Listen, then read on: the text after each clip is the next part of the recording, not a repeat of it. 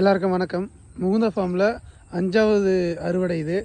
ஆக்சுவலாக நான் அவங்க ஒரு வாரமாக கொஞ்சம் வீட்டு வேலைகள் ஃபங்க்ஷன் இதெல்லாம் இருந்ததுனால காய்கறி பக்கமும் வரல, பறிக்கவும் வரல. இதுதான் அந்த நூல் புழு. சில பேர் எல்லாம் சாப்பிட்ருக்காங்க. நம்ம ஆர்கானிக்கல் தான் பண்ணுறோம் இல்லையா, பூச்சி சிட்டுக்குருவி இவங்கெல்லாம் சாப்பிட்டது போக தான் நமக்கு. ஆனால் அதுவுமே நமக்கு நிறையா தான் கிடைக்குது. இது டோகோ தக்காளிங்க, டோகோ நாட்டு தக்காளின்னு பேர். நல்லா இருக்குங்களா? ஆல்ரெடி நிறைய கத்திரிக்காய் வந்துடுச்சுங்க. ஒரு வீட்டுக்கு 2 தக்காளி இருந்தாலே போதுமானதுங்க. இது சுத்தமாக வீணாக போயிடுச்சு, தூக்கி போட்டுருவோம். இது 2 நல்லாயிருக்கு. இது இந்த ஒரு செடியில் மட்டுங்க, அவ்வளோதான் நினைக்கிறேன், ரெட்டு. அப்புறம் இங்கே பாருங்களேன், எவ்வளோ தக்காளி பாருங்கள். நான் ஒரு 5-6 செடி வச்சேங்க. ஒரு 7 செடிக்கிட்ட இருக்குது தக்காளி மட்டும். அது மண்ணு காய்ச்சிட்ருக்குங்க. நாங்கள் சாப்பிட்டது போக நிறைய பேருக்கு கொடுத்தோம். அப்புறம் இன்னும் நிறைய பேருக்கு கொடுத்தேன். அப்பயுமே தக்காளி நிறையா இருக்குது.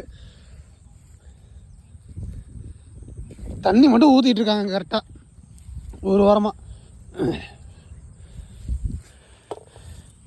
ஆல்ரெடி நான் பறித்த தக்காளி இன்னும் நிறைய சாப்பிடாமல் இருக்குங்க. இங்கே பாருங்க, நிறைய கொட்டிடுச்சு. அதுவே கொட்டிடுச்சு. அதுக்குள்ளே பறிக்காம விட்டேங்க, கொஞ்சம் வேலையின் காரணமாக பறிக்காம விட்டோம்.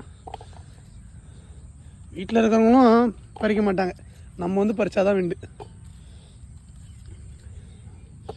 பாருங்களேன் எவ்வளோ தக்காளின்னு, எனக்கே தெரியல என்ன பண்ணுதுன்னு. இந்த தக்காளி ரொம்ப புளிப்பு அதிகமாக இருக்குதுங்க. 2 தக்காளி போட்டாலே பயங்கரமாக புளிக்குது. நான் தக்காளி சட்னி அரைச்சாங்க, இதை வச்சு சாப்பிட முடியலங்க, அவ்வளோ புளிப்பு. ஆனால் அது ஒரு டேஸ்ட்டு தான்.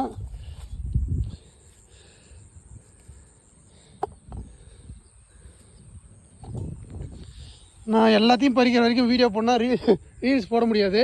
நான் அப்படியே கொஞ்சம் பாஸ் பண்ணி போடுறேன். இந்த செடியிலேருந்து இப்போ பறிச்சிட்டோம். இப்போ இந்த இடத்துல ஒரு 5 செடியிலேருந்து பறிச்சிட்டேன்.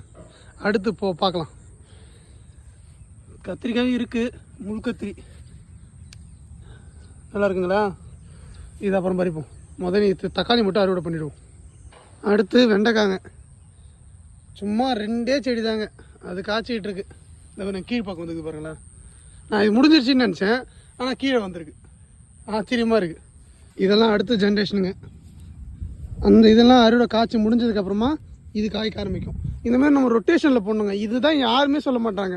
ஒரு மாடி தோட்டத்துலேயோ இல்லை இதுலேயோ வந்து ஒரு பேக் காய்ச்சிக்கிட்டே இருக்குன்னா அடுத்து அதெல்லாம் வந்து நம்ம அடுத்த இதுக்கும் போடணும். அப்போ தான் நம்ம வீட்டுக்கு ரெகுலராக காய்கறி கிடைக்கும். இது யாருமே சொல்ல மாட்டாங்க. ஸோ ஒன்று ரெடியானவொடனே மறுபடியும் சொல்லுங்கள், நம்ம இந்த இடத்துல ஃபுல்லாகவுமே பேக் தான் போட போகிறோம். ஏன்னா இது நல்லா வருதுன்றதுனால.